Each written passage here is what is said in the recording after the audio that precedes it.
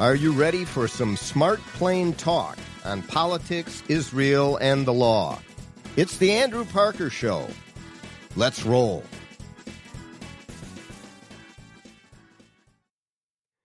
And welcome to the Andrew Parker Show, where we talk politics, Israel, and the law every episode.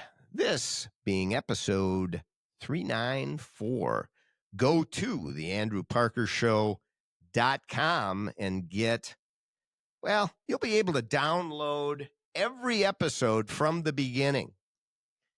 And there are many of great interest. And every spring you will see in the month of April, we bring to you on the Andrew Parker Show, what is it? Mom, baseball, and apple pie. Yes, indeed. And we're focused on baseball. Our special guest for this episode of the Andrew Parker Show is Clark Griffith, as he comes to visit with us each April, beginning of the baseball season, to talk about America's game, the most special of all of the major sports or any sporting event, and that is baseball. What a grand game it is indeed. And you know of Clark Griffith, I'm sure, as the Griffith family brought to Minnesota baseball at the professional level after the Washington Senators being founded in 1901 and being in Washington until 1960. Clark's father, Calvin Griffith, and the family brought the Minnesota Twins out of Washington to Minnesota in 1961, which is where the Twins continue today. In 1984, the Griffith family sold to the Pohlads, and after a few years of great victory by the Minnesota Twins, it's been somewhat downhill ever since, as the Pohlads refuse to do what it takes, apparently, to create a winner. But they are better than some. I mean, look at, of late, at least, the Chicago White Sox. Right, Clark? I mean, you wouldn't want to be the Chicago White Sox this year. They are the most dismal team of all time. Yeah. I mean, what are you going to do? We are not the Minnesota Twins. But 53 winning percentage last year, every fourth game. Can you say whether or not you're happy with the Pohlads' ownership, or do you have to be quiet about it? I think they should continue forever. Oh, my God. You got to be kidding me. They're the perfect owners. They're not putting anything out to create a winner. What do you mean not putting everything? Well, look at they made no moves last year. Well, in terms of players? Yeah. Oh, well, they got a great stadium. They worked hard to keep that stadium very moderate. We're going to talk about that. Well, they don't own the stadium, by the way. They didn't build it themselves. They still pay for the improvements. Okay, fine. And they do fairly well. And it was recently, and who were in the playoffs. You know, that's not very many years ago. And baseball is we hold the record for not winning a playoff game after years and years of getting into the playoffs. So, you know. But let's realize what you just said. After being in the playoffs for years and years. Fine. And that's what you're looking for. Yeah, the best of the worst and the worst of the best. I think we find somebody buys the team, they come in, they suddenly are subjected to the same travails the Pohlads have, weather, income, and all that stuff. We'll be pleading for them to come back and take it over again. Well, I understand that the Pohlads are, with the Twins' asset, are more than $400 million in debt, and that one of the reasons they're having difficulty selling the team is because of the great debt that they are in. That's how well they've run the team. Well, all teams have debt, Andrew. Okay, fine, but $425 million. These are very smart financial men. They get excellent interest rates called LIBOR interest rates for the debt. So yes. Debt at 1.5. Yes. You take it. Okay? No, I want the Griffith family back. I want the Griffith family back. That's a long, who would have ever heard that? Calvin would not have bought into this LIBOR concept. I guarantee you that. Calvin Griffith. Yes, indeed. Well, let's talk about where we're at this year first with the Minnesota Twins. We're going to talk a little more history. We're going to talk about some rule changes. We're going to talk about a theory that Clark has. You have to stay with us to hear it because it's very interesting. But the Minnesota Twins 2025, we are, as we sit here, 7-12. We're 3.5 games back. It's like that includes the magnificent victory last night. No, it does include that victory, yes, and the magnificant victory the day before. Yeah, against the New York Mets, who are a good team this year, and one of the leading teams. So we went 0-3 against the Cardinals, 2-1 against the woeful Chicago White Sox, and then 3 series we lost in a row. 1-2 against the Astros, 1-3 against the Royals, 1-2 against the Tigers. So the Cardinals and those 3 series, all of them we lost. We beat the woeful Chicago White Sox 2-1, and then we came up against, in the last few days, the New York Mets, who are an excellent team. They're a very strong team. We took 2 out of 3 from them. What are your thoughts, Clark? Well, you start off a season, and you have good days and bad days, and they had some bad days. Now they're having some good days.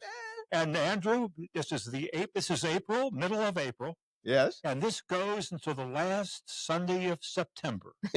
so buckle up your seatbelt and go and get ready for the ride. Always sunny for Clark Griffith. No, Look at that. It's a long season. It's the ultimate test in sports. Yeah, no, that's 62 games, and you got to win. Yeah, no, that's very well said. The ultimate test. I've always believed that the Stanley Cup playoffs are the ultimate test in sports. But true for a regular season. So many of them. Well, yeah, they're 7-game series, and you're beating the hell out of your team and their team. Every shift is full go. But 162 game season, playing nearly every day is quite something, and that gets us to the next topic, which is injuries. What the heck? If you're a Minnesota Twins fan, no matter what year, no matter what time frame, you have to deal every year with injuries, repeated injuries on a team that's rather thin anyway. I don't know the answer to your question, but you're asking why so many people get hurt so often. And I don't know. I remember. Well, let's look, Clark, for a minute at the laundry list of injuries that the Twins are currently facing. Willie Castro leaves with an oblique injury. Carlos Correa, a wrist injury. Matt Wallner, a hamstring. Hamstring seems to be contagious. Pablo Lopez, also a hamstring. Brock Stewart, another hamstring. Vasquez has a sore right hand. Miranda, a sore left hand. Yeah, that hurt his hand in Target store. Yeah. That's another. That's a hilarious story. We'll talk about that. Royce Lewis, another hamstring. Add him to the hamstring group. They could go out and play golf because there's a foursome of hamstring injuries. That's right. The hamstring guys are what's costing this team a lot of wins because Royce Lewis is a superb player. And they have to have him to be successful. Yeah, and Wallner is a starter. Lopez, our number one pitcher, is sitting on the pine. They're all on the pine. Tonkin is on the pine. Walter Jenkins, and a couple of the younger guys. Okay. Yeah. Okay. What people do now, athletes today, they go to the weight room. They pump up all the time. They pump up. Then they go out and they pull a muscle. Yeah. Now, I remember when I was a much Can't we hire somebody to get flexibility for them? You have to stop them doing what they think is important, which is bulking up and weight training. Yeah. Baseball players, there was a time when baseball players would never go near a weight room or lift a weight, okay? Yeah. They wanted long, loose muscles, especially pitchers. Yeah, but now it's they got to hit home runs. They got to be Jose Canseco, for God's sake. Yeah, Bobby Bonds is who I was thinking of. He went from a little thin guy into this huge hulker. We had a guy here that did that himself, a center fielder who Who was that?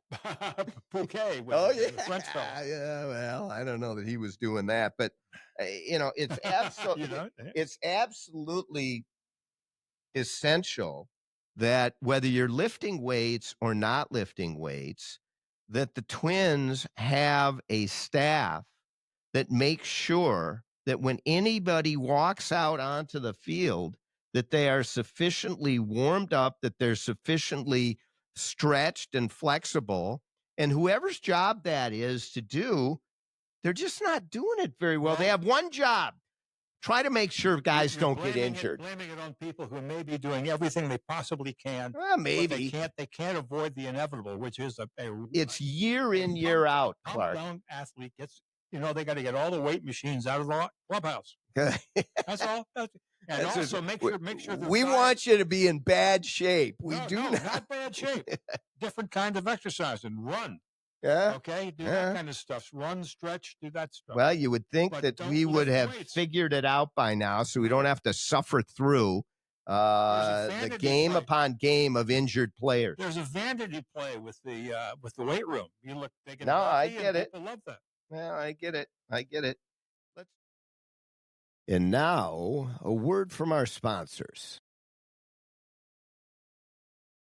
Did your employer make you sign a promissory note when joining the company, and now you want to leave, but you're afraid your firm will pursue you personally for that debt? This is Jesse Keyboard from the law firm Parker Daniels Keyboard. I recently represented a client who had signed such a note, and I was able to get them out of their $500,000 debt to their company, which allowed them the freedom to exit a bad employment situation and enter a much better one. Meeting our clients' objectives is our focus at Parker Daniels Keyboard, and in this regard, we win. Our experienced trial team of lawyers at Parker Daniels Keyboard have secured major victories in state and federal courts across the country and through arbitration. We have the legal expertise in all types of business disputes, labor and employment matters, real estate matters, shareholder disputes, financial transactions, security issues, and appeals. For wise counsel, winning results, contact us at Parker Daniels Keyboard, a premier litigation law firm that provides efficient, aggressive, and innovative solutions to complex legal problems. Wise counsel, winning results. Go to parkerdk.com.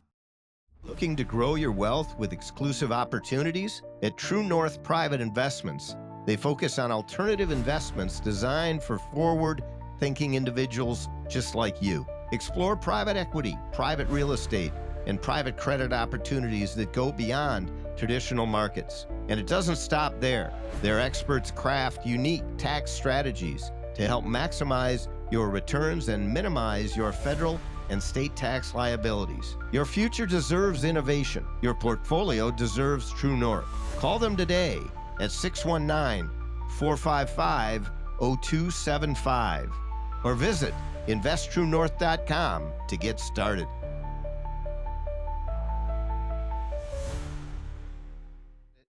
Let's turn to more about this season.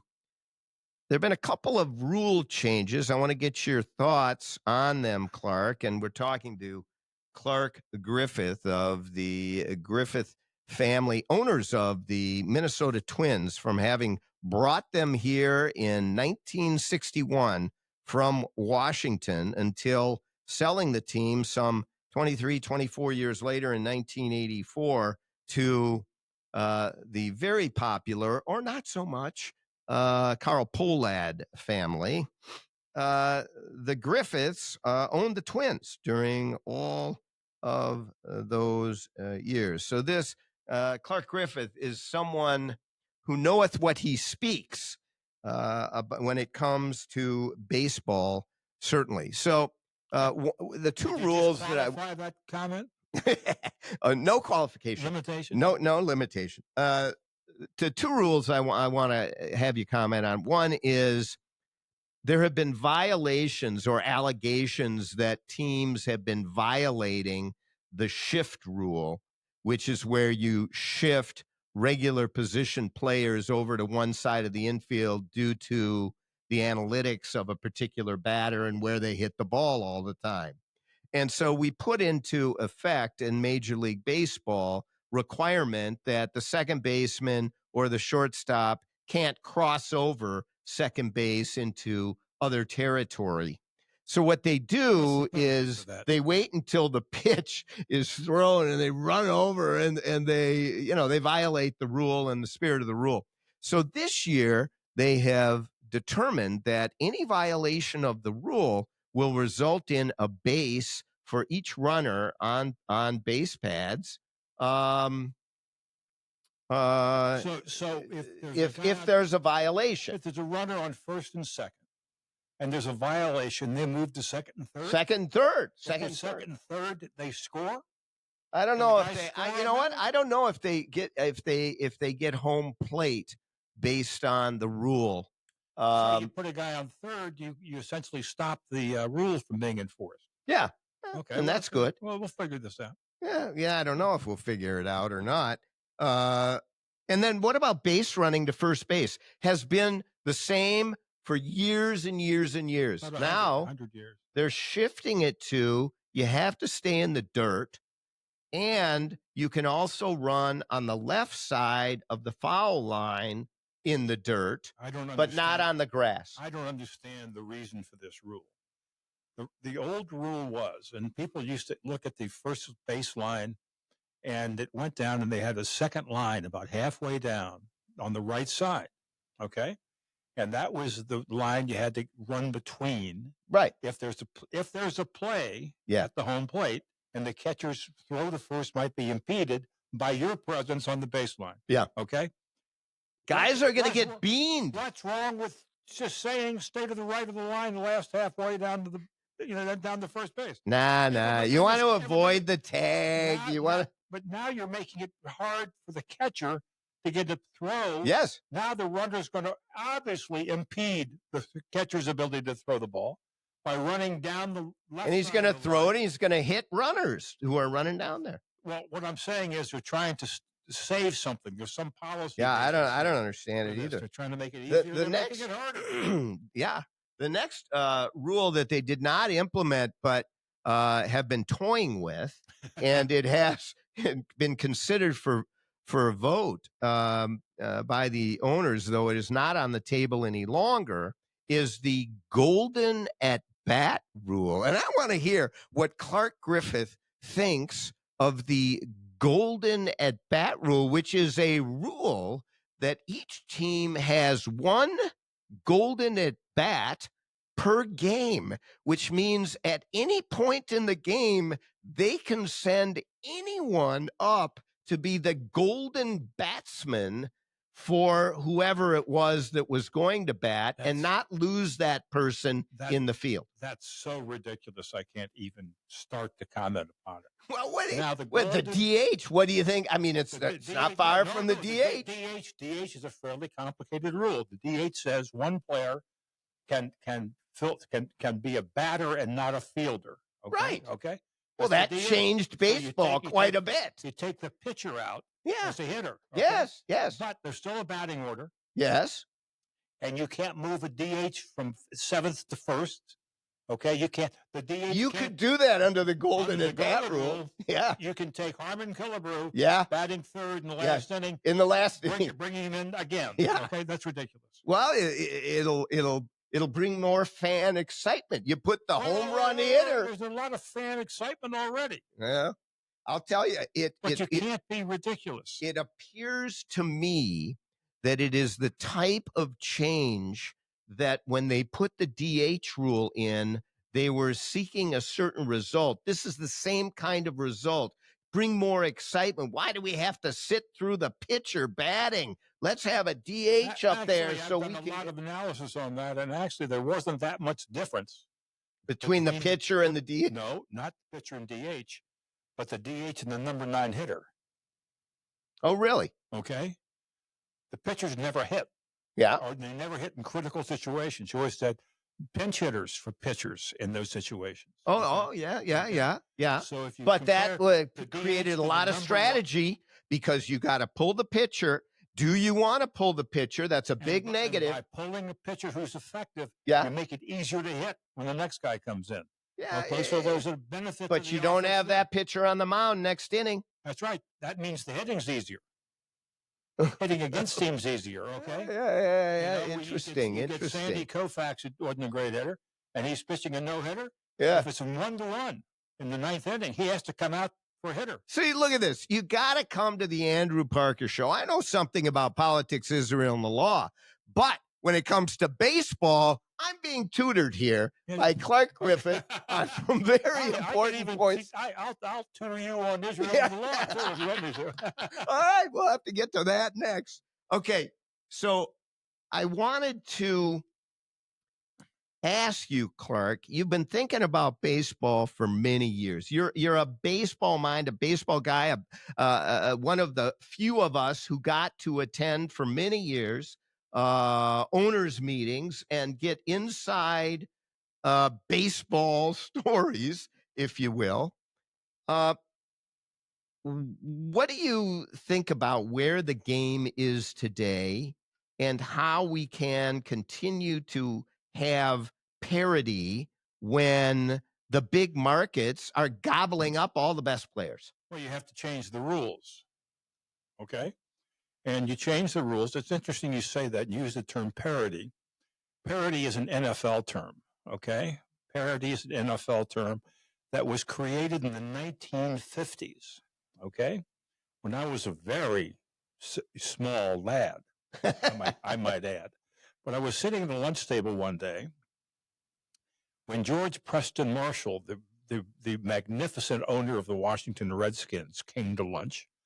And he said to my father, he said, Calvin, we've just made a decision. We're going to share all television revenues equally. And he went on to say, we've seen what Yankee dominance has done to your league, and we're not going to do it. Okay? That was 1955 or 54 or something. And let me tell you what happened. The NFL went from that moment to become the greatest league in the history of the world. Okay? Yeah. Absolutely. It's going to be at some time in the future a worldwide league.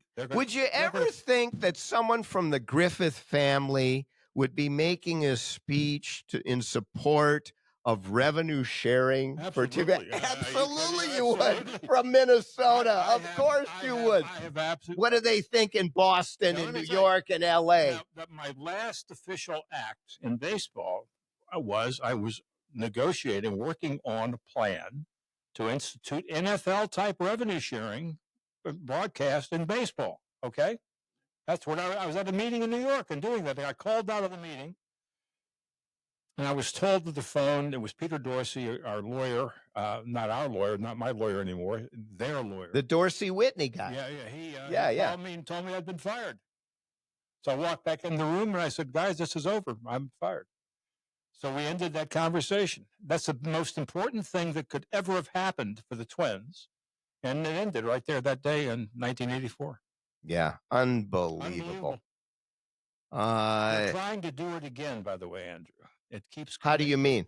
They're trying to, that they want, in this to do revenue sharing. This coming labor negotiation, they want to have as part of that an enhanced revenue sharing package.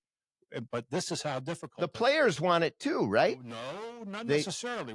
Because they want more markets where they can get paid an equal amount. Let's talk. That's the clear thinking Andrew Parker there. Well, there you go. The Andrew Parker Show. You're going to get clear thinking.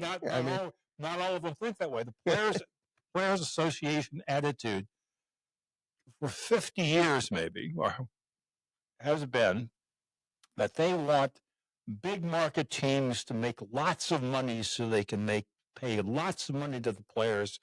And those examples become evidence in salary arbitration cases. Those are the markers you compare your player to. My player hit 260.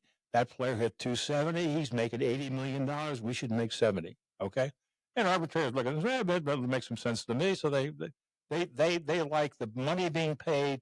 Shohei Ohtani and Juan Soto to be an example in an arbitration case, and they think that enhances them. I told them you're wrong. I said what you really want is you want all the revenue from all the broadcast rights in baseball divided by 30, and all teams being equal. Then all players benefit from that. Yeah, and I think I think Tony Clark will catch on to that.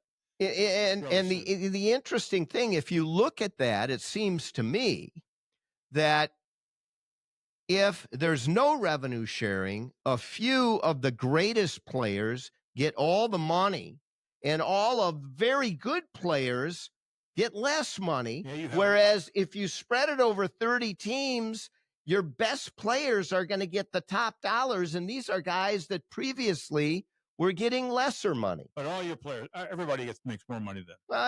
Everyone will. Everybody. The only ones that won't might be the mega superstar.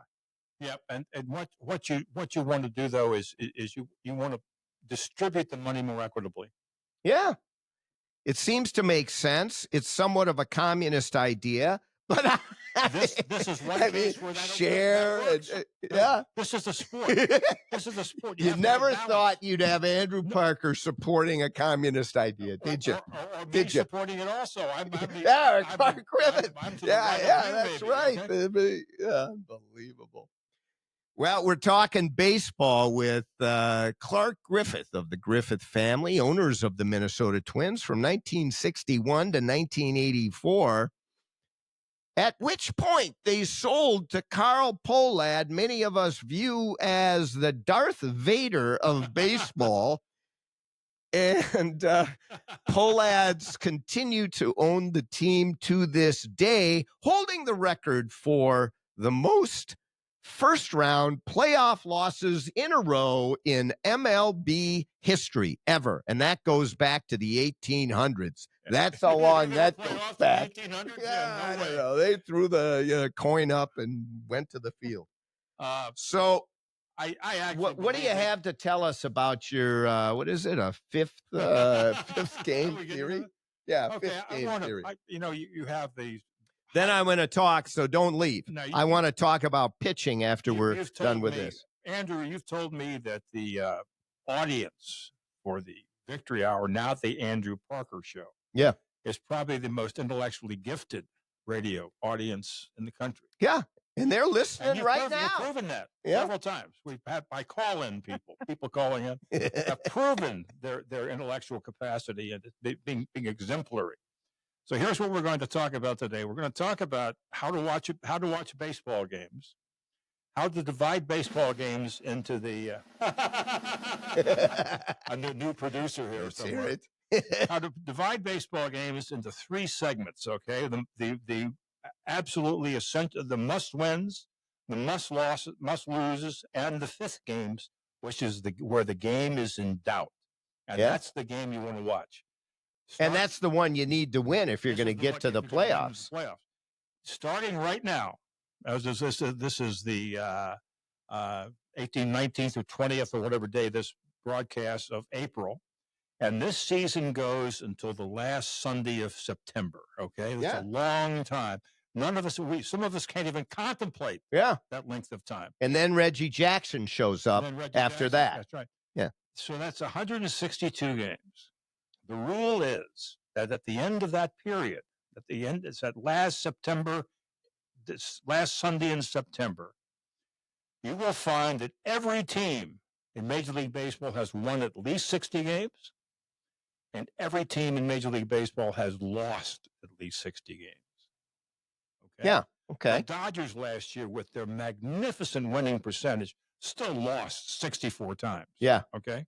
Well, the Twins in I think it was like 1982, it was one of the last years your family owned the team, had a woeful record of 102 losses. Thanks for bringing that up, Andy. Okay. and 60 wins.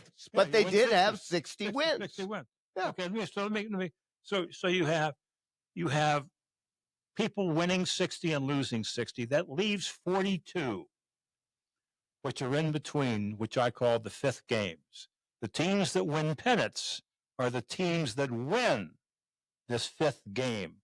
Now, how do you look at a fifth game? How do you find a fifth game? A fifth game is a game decided late by a run or so on a final play. Yeah. Okay. And you think there are 42 of those? 42 of those. Those are the games. Now, so like the Mets game yesterday with the Twins. There's 3-3 in the 10th inning. Yeah. Fine. Twins winning the 10th. Now, by the way, we were ahead 3-0. That's right. But that still qualifies as still pretty close. Yeah. 3-3 in the 10th. That's the 5th game. Yeah. Okay. The Twins won that 5th and game. we did. The game before was a 6-3 Twins. Yeah, victory. 6-3. They scored in the 5th, 4th, 3rd. Wouldn't be a 5th game. 6th, and 7th. Yeah. No, not that's one of the games. No, we've lost a few 5th games. You have to win. You're going to win anyway. Yeah. So the time when you're at Target Field and you're looking at this, these are games that you say the Twins are going to win this, no question about it. They're just going to win it. Okay.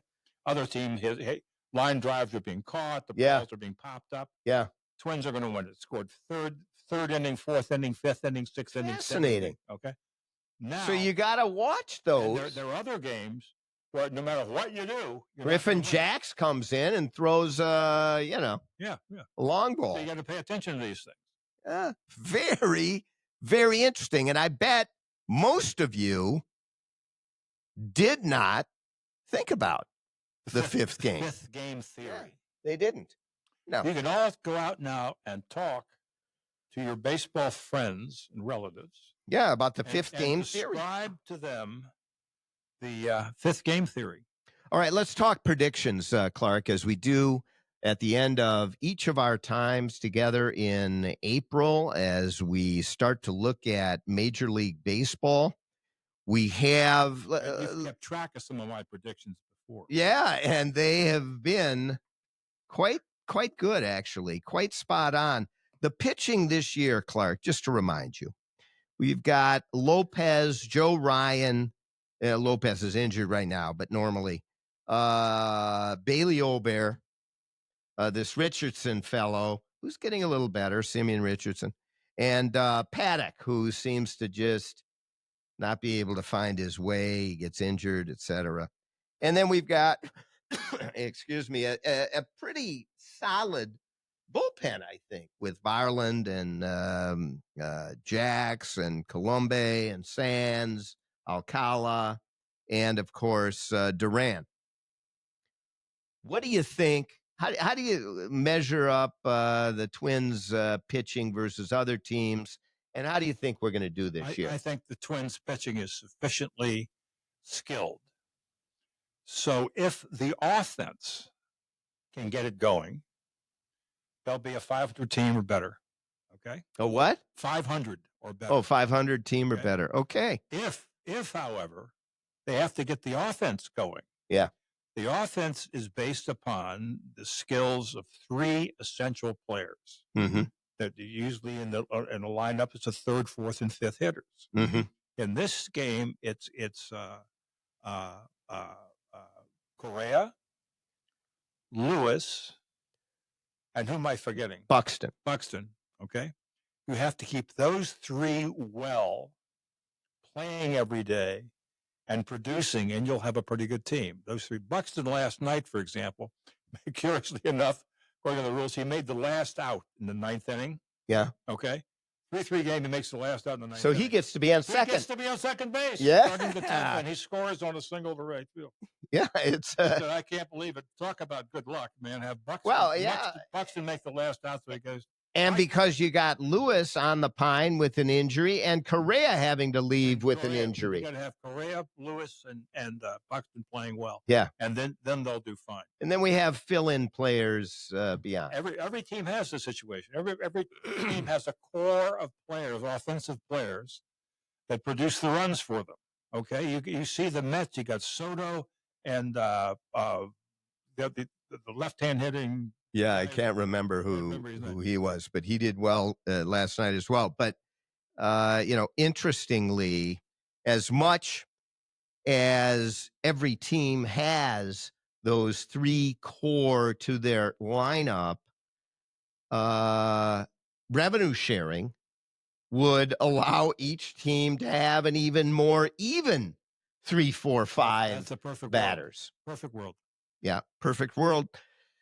Well, we thank Clark Griffith for joining us on the Andrew Parker Show. Everyone, go to the andrewparkershow.com. You can get hundreds of episodes dating back to the Victory Hour, of course. But this is the kind of show each year that I really look forward to and that is having a guest with such knowledge about something so near and dear to our hearts as Americans, and that is the professional sport of baseball, pure Americana baseball. You have 1 minute?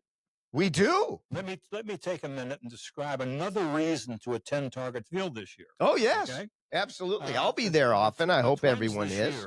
Join us. We can thank Dave St. Peter and Matt Hoy for this, I imagine. Uh-huh. Have introduced new technology that I think is mind-blowing. All right, technology at Target Field. A facial recognition program that you register for on the MLB ballpark app Mm-hmm. that allows you to walk in the park. I've got that app. Allows you to walk in the park without impedance, okay? You walk in without being... Because they've already identified you. They've already got you. Yeah. Okay? They know you have a ticket, you walk right in. Wow. Do you have to do something with the eyeballs? You should do something on the app. You have to take your shoes off? It's a facial recognition. Right. It's not an iris recognition thing. It's like clear. Clear is now gone to facial recognition. Oh, yeah. Okay. Yeah. Not iris. It's yeah. Face. It's facial. Okay. I mean, you know, if if I look like Al Pacino, I'm going to get Pacino into the game. I encountered facial recognition for the first time at the Tokyo airport. Yeah. And I was walking down the corridor, and I walked up to the gate, and my picture appeared above the gate, and an electronic voice said, "Good afternoon, Mr. Griffith." Wow. It was scary, Andrew. Yeah. Scary. Big brother. Big brother. Right there in Tokyo, Narita. Well, if you want to meet Big Brother, you can do so at Target Field, because very soon you get the MLB ballpark app. Right now, actually, you can get in. And you register and you walk right in. And you register and you walk right in. All right. Season ticket holders do it. Partial season holders do it. And it'll make the line go quicker and even a better experience at Target Field, which already is an outstanding experience. They also have much expanded and improved concession facilities between sections 105 and 109. Have an open air market. I think it's going to be fantastic. I haven't been to a game yet this season. I'm going to go to several. I'm going to have to check that out. You have to check that out. Yeah. So it's between 105 and 109. 109. And it's like an outdoor market where you go grab things that you want. And check out and go. Yeah. Yep. Wow. I like it. That's a smart idea. I mean, why should we have to suffer through? Well, they have very smart guys operating that, so I'm proud to know them. All right, fine. We've beaten up on the Pohlads enough. I think the Pohlads are terrific. Well, it's the Andrew Parker Show, episode 394. Don't forget it. Fun show. Clark, thank you so much for being with us. One last thing. Yeah. People used to beat up on Calvin a little bit. Oh, nobody beat up on Calvin. What do you mean? And what happened was later, they started beating up on the Pohlads the same way, and you have new owners in here. Of course. Be beating up on them. Yeah, you can't make anybody happy, let alone everybody. No doubt about it. You win championships or forget it. You know, Rochelle Olson. Rochelle Olson, yeah. Wrote a great piece in early April on stadiums and owners and stuff. It was absolutely superb. All right, grab that piece. That's another one. Can't demonize the owners. They provide an essential function. Yeah. You got to go with it. Coming directly from the Griffith family representative today on the Andrew Parker Show, Clark Griffith. Don't demonize the owners. Shocking that he might say that. All right. Thank you very much for joining us. Go to theandrewparkershow.com for all the episodes, to put in your subscription, to put in your email. You can text us. The phone number is there. Hey, look at there it is. 952-522-2818, right up on the screen. And, we're going to start in a few weeks to get into a weekly text reading of questions, ideas, thoughts, comments for the Andrew Parker Show. Politics, Israel, and the law each week. And occasionally join us, and occasionally baseball, Americana at its best. Join us, and until next time, Take care of yourself. You know what? Good mental health, good physical health. Play a little baseball, go to a game, enjoy, laugh. That's what we should all do. Be well. For more Smart Plain Talk, go to theandrewparkershow.com. Learn about all of your listening and viewing options. And remember, all the great things are simple, and many can be expressed in a single word: freedom, justice, honor, duty, mercy, hope.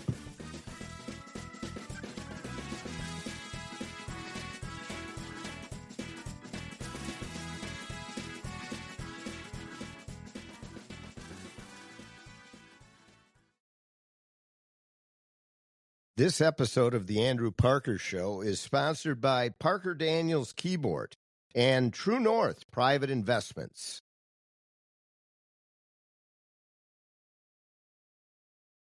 Are you ready to take your wealth strategy to the next level? At True North Private Investments, they focus on alternative investments designed to help high net worth individuals achieve financial freedom. Diversify your portfolio with opportunities in private equity, real estate, and private credit, reducing exposure to volatile markets. And with their expert-crafted tax strategies, you'll unlock potential benefits that help you keep more of what you've earned. Smart investments, real results. Call True North today at 619-455-0275 or visit investtruenorth.com to learn more.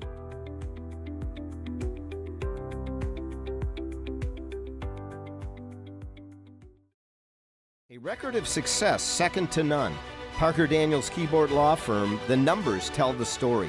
The last 5 cases our lawyers have brought to trial have resulted in million and multi-million-dollar verdicts for our plaintiff clients and 0 defense verdicts for our defense clients.